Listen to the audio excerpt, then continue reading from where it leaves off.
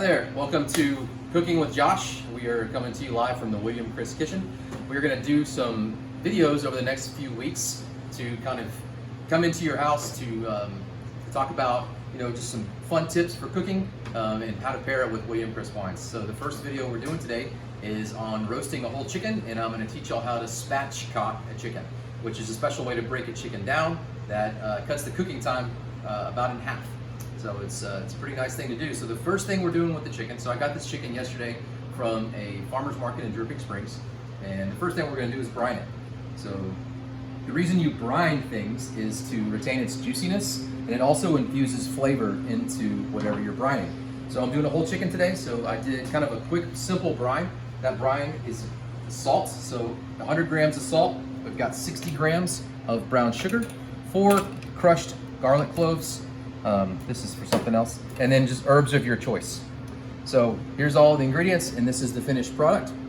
Basically, you start it about a half gallon of water, bring it to simmer, add all the ingredients, and you're done whenever the salt is completely dissolved.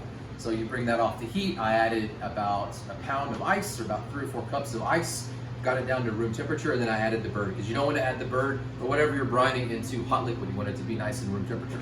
So if you're brining something, quick brine, you can do it at room temperature. I let it in here for about 3 hours. If you have it in the refrigerator, you need to double that, about 6 hours.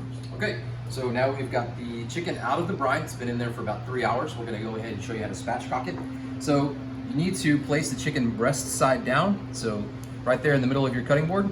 Only equipment you're gonna need is a good chef's knife and a pair of kitchen shears. Basically, you grab the tailbone here, and you're gonna cut right on the outside of the backbone. Okay. Takes a little bit of strength to get all the way through it. Then I like to spin it around, grab from the middle of the breastbone here, or the backbone.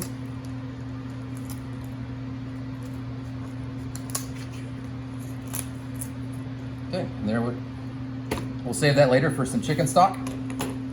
And you can open up the bird here, take your chef's knife, and you go straight down the inside of the breastbone, just a little bit. Okay.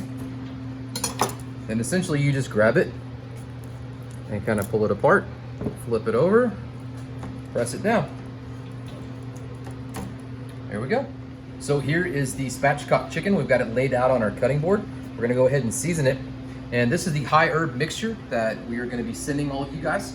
And it's a mixture of herbs from our own property. So it's got, majority of it is rosemary, but it has parsley, thyme, oregano, a little bit of dried mustard, and some brown sugar, and salt. That's pretty much, and black pepper. All right, so you want to liberally season the bird.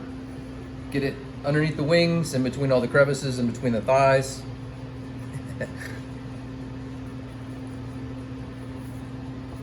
Flip it over and get the other side too.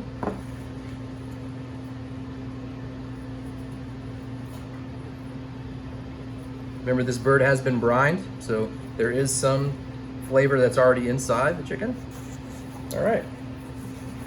Now we're ready to get it loaded up into the roasting, into our cast iron skillet, and get it in the oven.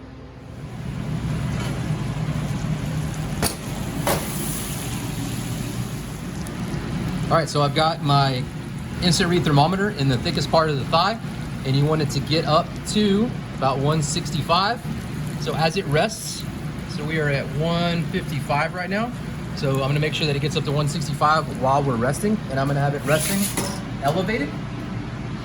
All right, so I've added the giblets from the inside of the chicken. So that's all the organ meat. I diced that up nice and fine. I added some sliced garlic. There's also, the wine I used earlier was William Chris Marsanne. I just added some parsley. So what I do now that it's reduced about all the way down, I'm gonna shut it off. And I'm going to add room temperature butter. And this is how you make your pan sauce. Okay, so here we have the spatchcock chicken that's just finished roasting. So it's been resting for about 5 minutes. I'm going to go ahead and cut it right down the middle. All right. You can pair this with whatever you want to pair it with, but I went ahead and made one of my favorite childhood recipes, nice and easy. So these are just pan-fried potatoes with onions and garlic.